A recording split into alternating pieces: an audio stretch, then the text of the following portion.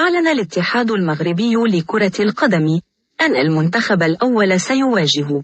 نظيره البرازيلي وديا يوم 25 من مارس المقبل على ملعب طنجة،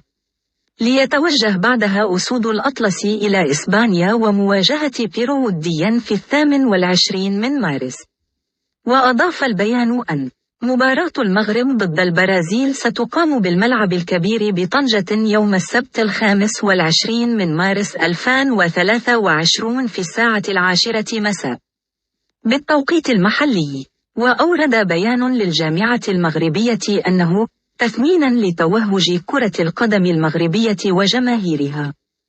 التي أصبحت محط إشادة عالمية بعد الإنجاز التاريخي الذي حققه المنتخب الوطني في نهائيات كأس العالم قطر 2022، ارتأت الجامعة الملكية المغربية لكرة القدم أن يكون أول ظهور لأسود الأطلس أمام جماهيره بالمغرب في مباراة ودية دولية أمام منتخب البرازيل. أما بالنسبة للتذاكر فلم يذكر البلاغ أي خبر عن وقت طرحها، وينتظر إقبالا كبيرا بحيث أن الجمهور